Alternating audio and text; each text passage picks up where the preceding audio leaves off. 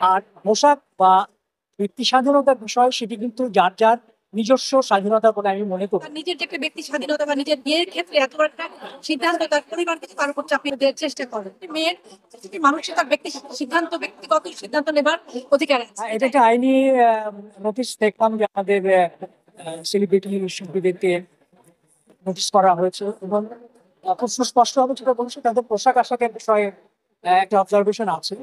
আমি মনে করি যে যে আইনি নোটিশটা পাঠিয়েছেন তিনি তার অবজারভেশন থেকে এটি করেছেন এবং আইনি প্রক্রিয়ার মাধ্যমে যারা আইনি নোটিশ পেয়েছেন তারা অবশ্যই তাদের পক্ষে বা তারা এই যে নোটিশটি পেয়েছেন তার যৌক্তিক বিষয়গুলো তারা উপস্থাপন করবেন।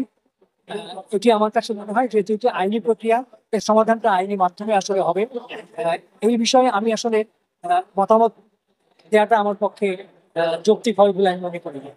আমি আসলে যে সময় কাজ শুরু করেছি আমরা আমাদের মধ্যে এক ধরনের সচেতনতা নিজেদের মধ্যে তৈরি করেছি। আমরা আমাদেরকে সচেতন করা হয়েছে যে প্রত্যেকটা শিল্পীর কিছু সামাজিক দায়বদ্ধতা আছে, সেই দায়বদ্ধতার জায়গা থেকে নিজস্ব কিছু সেন্সরশিপ তৈরি করতে হবে এবং সমাজে কোন কাজটি করলে বিরূপ প্রতিক্রিয়ার সৃষ্টি হবে, কোন কাজটি করলে সমাজের উপকার হবে, সেই বিষয়গুলো কিন্তু একজন শিল্পী হিসাবে জানাটা খুবই জরুরি বলে আমি মনে করি।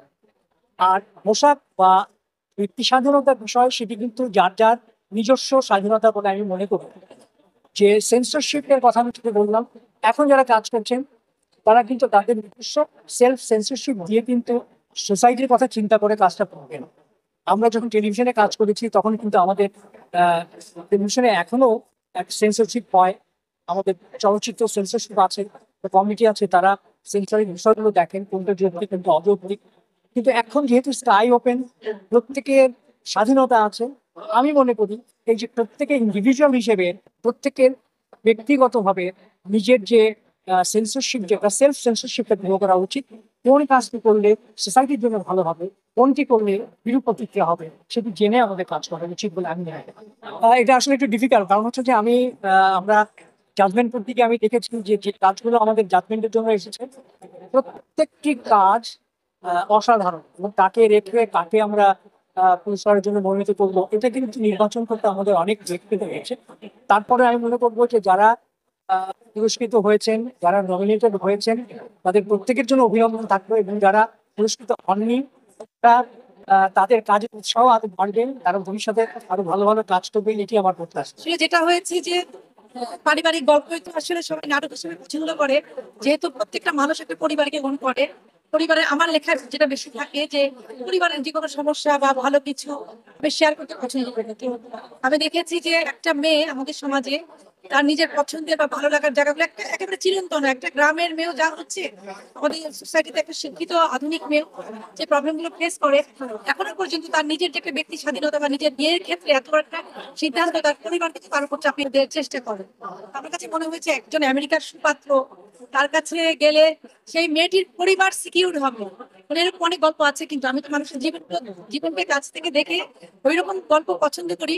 আমি টপিকটা বা থিমটা নেই যেটাতে আসলে বাস্তবতা, এবং আমার কাছে মনে হয়েছে এরকম কোনো কোনো মেয়ে আছে যারা পরিবারের স্টাবলিশমেন্ট তাদের ভবিষ্যতের জন্য চিন্তা করে নিজেকে কিন্তু স্যাক্রিফাইস করে, নিজের সিদ্ধান্তকে সে পাশে কাটিয়ে যেতে চায়।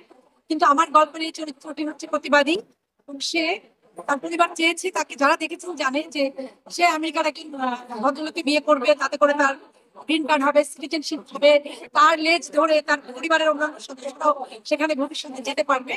মেয়েটি সিদ্ধান্ত নেয় সে বিয়ে করবে সেই পাত্রকে, কিন্তু তার কন্ডিশন থাকে যে সে বাংলাদেশ ছেড়ে যাবে না। তো হচ্ছে আমার একটা ছোট্ট প্রতিবাদ, তার প্রত্যেকটি মেয়ের প্রত্যেকটি মানুষের তার ব্যক্তিগত সিদ্ধান্ত নেবার অধিকার আছে, এটাই। আচ্ছা, আসিল আহমেদ যে ব্যাপারটা আমার কাছে সবচেয়ে বেশি ভালো লাগে, যিনি একজন অভিনেতা, আমাকে আমাদের যে নায়ক চরিত্রে অভিনয় করেছেন, না না আমি বলছি সজলের কথা, সজলের কথাটি আমি বলছি। একজন অভিনেতা আমাকে ফোন করে বললেন যে ভাবি আমি অভিনয় করেছি, আজ আমাদের আব্দুল সজল, সে বলেছে যে ভাইয়া আমার শুরুতেই এমন ভাবে ক্যারেক্টারটাকে বুঝিয়ে দিয়েছে, অ্যাক্টিং প্যাটার্নটা ধরিয়ে দিয়েছে যে এত চারপাশে প্রশংসা শুনেছি। তো আসলে একটার যখন ডিরেক্টর হন আর ওনার মতো অভিজ্ঞ দীর্ঘ, ওনার তো 44 ইয়ার্স তার এই জগতে, তো এটা তো আমার জন্য সৌভাগ্য যে আমি একজন সাকিবকে আমার লেখায় পরিচালক হিসেবে পেয়েছি। শিল্পীরা খুব এনজয় করছে। সবচেয়ে বড় সুবিধা হচ্ছে আজিলা কিন্তু ফুল হেডেড, সাংঘাতিক ঠান্ডা মাথায় সে কাজ করে, যেটা আমার জন্য এবং শিল্পীদের জন্য এবং কাজের পরিবেশের জন্য খুব দরকার।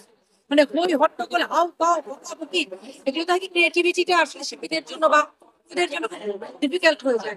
আমার প্রোডাকশনটা খুব সাউন্ড কুল এবং ফিডব্যাকটাও সেরকমই আসে। Thank you so much.